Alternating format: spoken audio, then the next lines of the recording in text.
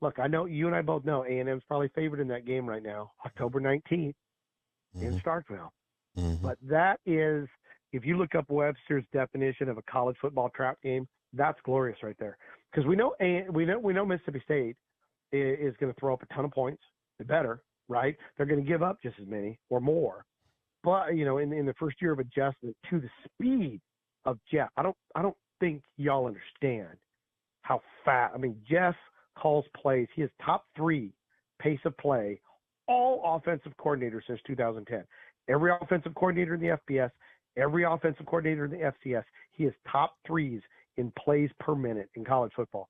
So you're going to run up a ton of plays, but your defense is going to face 100 a game. So I bet you're going to see a lot of 40, 40, 50, 50 kind of stuff. But this is a great opportunity. If there's a trap game for A&M, boom, that's it. Because that should put them though at 6-1, going home against LSU. LSU has a good talent, just enough talent. I'm taking LSU in that game, so that puts it at 6-2. A&M still has a better staff than LSU, and my big question mark for LSU this year is going to be their offensive coordinator. He's only called plays once, and it was kind of above average, but he's nowhere near Denbrook, nowhere near it. So that's my big question mark for LSU. And then what do we got? Now we're down to the last four, right? We're down to the bottom third. We're sitting at 7-2. Now, do you disagree on the state trap game? I think it's a good trap for you guys. Yeah, I didn't actually realize it until you framed it up that way. That if they may have a slight 75-25, 70-30 maybe chance to, like you Whatever, said. 60-40, right? If it's more of a coin flip, right?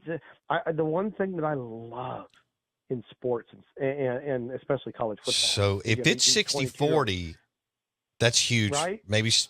MSU, maybe Levy Yeah. can pull his first upset of the year. God, wouldn't that be fun? How crazy would that be beating A&M at home on October 19th? Burn down the town that night. Oh, Good Lord. God, I'll see the couches burning from my house. Beautiful. Then we go into the final four games at South Carolina. They should win that. South Carolina high school recruiting's been down.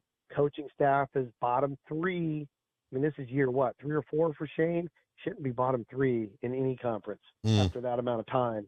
Just the staffing hasn't been good. He lost one of the best special teams coordinators in college football, Pete Limbo, to Buffalo. Now he's the head coach up there. Didn't replace that very good, which you really can't. So I think they're going to lose some field position battles, close games because of that. So I like A&M there. So now we're at 7-2. You host New Mexico State. No Jerry Kill, 8-2. And then we lose our final two games. Okay, they go to Auburn, and then they're hosting Texas. Now A&M at Auburn, that's going to be a brutal game because nobody's going to be paying attention to that, right? Auburn has the Iron Bowl the next week. Hmm. A&M hosting Texas the next week. Hmm. God knows if somebody just gets the right frame of mind November 23rd, A&M or Auburn, whoever shows up ready to play, is going to blow somebody out because somebody's going to be looking forward on that one. So now we're 8-2, 8-3, Wow. 8-4, right? Losing those last two. So Wow. I think the schedule's too tough for A&M to get to 10-2 to even have a playoff shot. They have the talent, but I just don't like where the staff.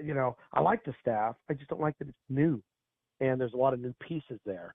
So I think that's where we're at. 9-3, 10-2. Do you know what their total is at the Golden Moon at Timeout Lounge right now? I bet you it's 8.5. Based on what we just did, I'm betting that the betting total is 8.5. Can you Totals. or Jackson look that up real quick for us? Yeah, we'll check it out. Yeah, check it out. So And Elko, yeah, if they go 8-4, I think that's a pretty successful. It's 8.5. It's is it eight and eight a and a half. half? Yeah. Wow, it's so hard to do this, right? Um, the big game though. It's funny we say all this 8.5. So I just gave you a lot of good reasons why to go over. I gave you a lot of good reasons to go under. The biggest game though to determine over and under is probably going to be that first one. the third one against Florida, and the most important one is that track game in Starkville. Yeah. That is everybody's gonna look at the schedule and go, oh man, A&M, Notre Dame, Florida, Missouri, LSU, Texas, Auburn. That is a brutal schedule, freaking brutal. And mixed in there is an overlooked road game between top 25 Missouri, if they're top 25 at that time, and top 25 LSU. Oh God, that will be a great. We're calling it now. Let's just call it now. Upset in Starkville. Right? Dogs over Aggies. Diamond You heard it Dave. here first on the Out of Bounds show. All right, dude. That was